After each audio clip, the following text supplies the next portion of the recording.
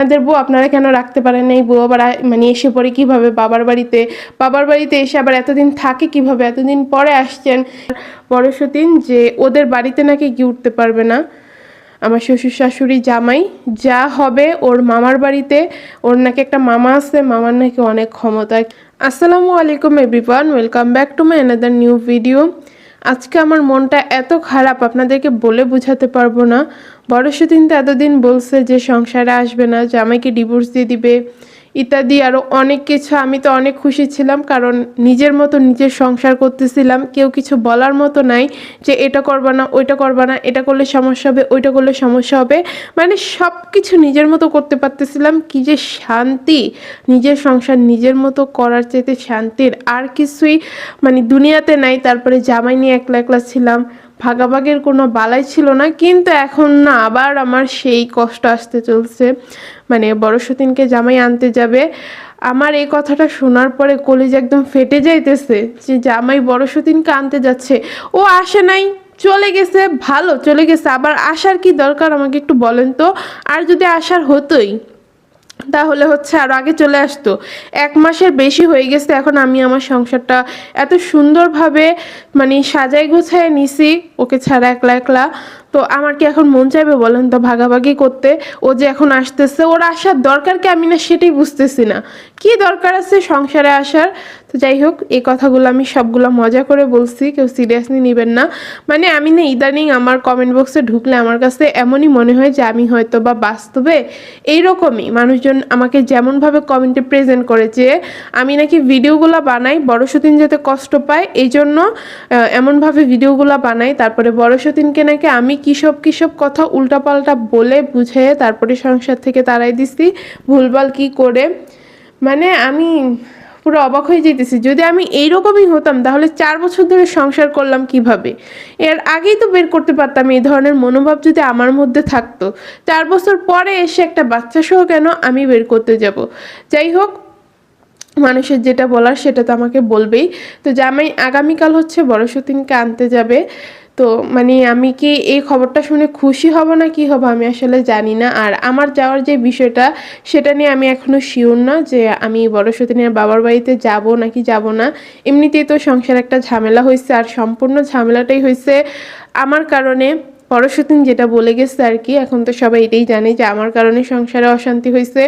ওর family তো আরও আগে এটা ভালো জানে, কারণ মানে ও তো গিয়ে আরো অনেক কিছু হয়তো বা বলছে ওনাদেরকে এটা সেটা, যে আমার কারণে সমস্যা হয়েছে।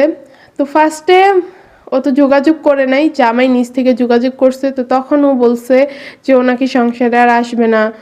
মানে মেইন সমস্যাটা হচ্ছে আমাকে নিয়ে, যে আমি জিনের সমস্যা এই বাহানা দিয়ে জামাইকে আমার কাছে রেখে দিব, ওর কাছে যেতে দিব না। এগুলো সহ্য করে ও সংসারে থাকতে পারবে না।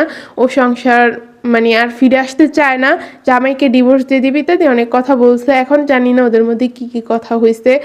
আর এই সবগুলো কথাই কিন্তু আমি শুনছি, যেহেতু আমি ঘরের মানুষ, ঘরের ভিতরের মানুষ, তা আমি তো শুনবই, যেভাবেই শুনি না কেন শুনছি। কিন্তু বড় সতীনের সাথে আমার কোনো যোগাযোগ হয় নাই। আর জামাই তো যেভাবে যোগাযোগ হয়েছে সেটা আপনারা ইতিমধ্যে জানেনই, যে বড় সতীন নিজ থেকে কোনো যোগাযোগ করে নাই, জামাই যোগাযোগ করছিল তখন এইসব কথা বলছিল। তো এখন হচ্ছে আসার কথাটা যে উঠছে, আমি ওই বাড়িতে যাওয়া কি আমার উচিত? আপনারা একটু কমেন্ট করে বললেন। যেহেতু আমি ওর সতীন, মানে সতীন হয়ে ওর বাবার বাড়িতে যাব, তারপর একটা সমস্যা, যদি সম্পর্কটা আগের মতো থাকতো, ভালো থাকতো, তাহলে একটা কথা ছিল যাওয়ার, যে না দুইজন একসাথে যাচ্ছি। তো এখন তো জিনিসটা এমন নাই। তো আমার মনে হয় যে আমার যাওয়াটা আরও বেশি রিস্ক হয়ে যাবে। আমাদের সবার যাওয়াটাই রিস্ক, কিন্তু আমার যাওয়াটা আরও বেশি রিস্ক। তো এটা নিয়ে হচ্ছে যখন আগামীকাল বের হবে, আগামীকাল জামাই বড় সতীনকে আনতে যাবে, তখনই একটা বিস্তারিত ভিডিও করা হবে। শাশুড়ি মা বলবে যে আমি যাব নাকি যাব না, যেহেতু আমাদের ঘরের ধরতে গেলে সব সিদ্ধান্তই মানে মেইন হচ্ছে আমার শাশুড়ি মা, তিনি যেটা বলেন সেটাই।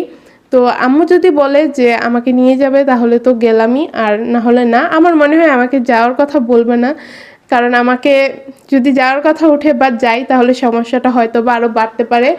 তো এখন কথা হচ্ছে আমি কিন্তু একটু আগে বলছিলাম যে আমি এই খবরটা শুনে হাসবো নাকি কান্না করব না চিন্তায় পড়ে যাব, মানে চিন্তায় পড়ে যাব আমি নিজেই বুঝতে পারতেছি না। এতদিন পরে বড় সতীনকে আনতে যাচ্ছে, আমি এই কথাটা কেন বলতেছি?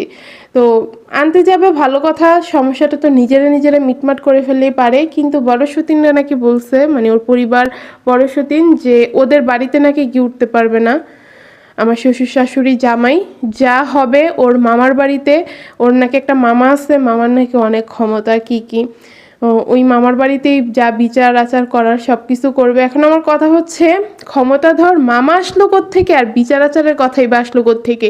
এই কথাগুলো শোনার পর আমার মনে হইতেছে যে একটা সমস্যা ওই জায়গায় যাওয়ার পরে হয়তো বা আবার হবে, যেহেতু বিচারের কথা উঠছে। তারপরে আবার মামার বাসায় কেন বিচার হবে? ওদের বাসায় গিয়ে তো ডিরেক্ট উঠতে পারে, তারপরে নিজেরা কথা বলে সমস্যাটা সমাধান করা যেতে পারে, কিন্তু সেটা না করে কেন অন্য জায়গায় করা হবে? কেন মানে নিজেদের জামাইকে নিজেদের বাড়িতে না তুলে অন্যের বাড়িতে তোলা হবে? সেটা আসলে একটা মানে চিন্তার বিষয়। এখন মানে আমি এক প্রকার টেনশনের মধ্যে আছি, জামাইকে নাও তো করতে পারি না, আবার কি বলবো, যেতে তো হবেই, যেহেতু এতদিন হয়েছে। সমস্যাটা আরো যত বাড়বে, রাগ তো ততই বাড়বে, যেহেতু একটা সমস্যা হয়েছে। এখন মানে কেউই মাথা নত করতে চাইতেছে না। বারবার আমি যে কথাটা বলি যে কেউই মাথা নত করে না। এমনকি কালকের ভিডিওতেও না জানি কালকের আগের দিনের ভিডিওতেও বলছি যে তোমরা প্লিজ কেউ একজন তো বুঝো, পুরুষ মানুষ তো সহজে কোনোদিন মাথা নত করে না। বড় সতীনকে বলছি তুমি প্লিজ বোঝার চেষ্টা করো, জিনিসটা একটু মানে মানায় নেওয়ার চেষ্টা করো। সংসারে তো অনেক অশান্তি হয়, তাই বলে কি 1 মাসের বেশি বাবার বাড়িতে গিয়ে মানে পড়ে থাকে? এটা কোনো লজিকের মধ্যে পড়ে? সমস্যাটা মিটমাট করে ফেলো। কিন্তু এখন তো মনে করেন যে মাথা নত করছে, আরেকটা ঝামেলা তৈরি করে। তো আসলে আমি জানি না, কালকে আপনারা একটা বিস্তারিত ভিডিও পাবেন যে আমি যাচ্ছি কি না, তারপর কি ব্যবস্থা নেওয়া হলো বা কি। যেহেতু খুলনা আমাদের কেউই নেই, আমার জামাই শুধুমাত্র আমার সতীনকে বিয়ে করার কারণেই মনে করেন যে একটা আত্মীয়তা হয়ে গেছে, না হলে মানে আমি তো খুলনার কিছুই চিনি না। আমার শাশুড়ি মায়েরও ওইদিকে কেনই বা যাবে বলেন? ঢাকার থেকে খুলনা কত দূরত্ব, এই প্রান্ত থেকে পুরো ওই প্রান্ত। আগে তো, এখন তো পদ্মা সেতু হয়ে গেছে, আগে তো পদ্মা সেতু ছিল না, যাওয়াটা আরো বেশি, রাস্তাঘাট অনেক খারাপ ছিল, নদী পার হয়ে যাইতে হইতো। কিন্তু এত দূরত্ব হচ্ছে কেউ কখনো আত্মীয়তা করেও না। তো এখন একটা আত্মীয়তা হয়ে গেছে, আমার শাশুড়ি মা আসলে বুঝে উঠতে পারতেছে না যে কি করা উচিত।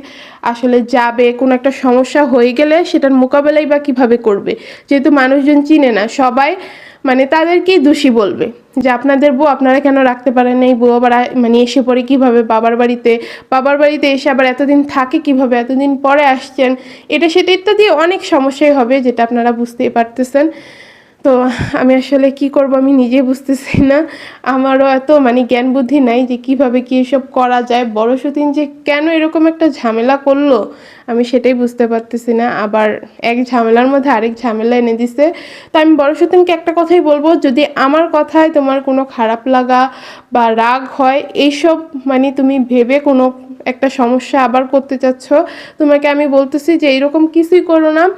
কেননা আমি যেদিন থেকে তোমার সাথে খারাপ মানে একটু আজে বাজে কথা বলছি ভিডিওতে, সেদিন থেকেই বলছি প্রত্যেকটা ভিডিওতে যে মানুষ রাগের মাথায় অনেক কিছু বলে, আমিও তোমাকে রাগের মাথায় অনেক কিছু বলে ফেলছি যে তুমি এটা নিয়ে পরবর্তীতে আর মন খারাপ করো না বা কিছু করো না, তুমি এগুলা নিয়ে কিছুই মাথায় রেখো না, তুমি তোমার সংসারে চলে আসো, আসার পরে তোমার যা মনে চায় তুমি তাই করো, তোমার কোনো কিছুতে বাধা নাই।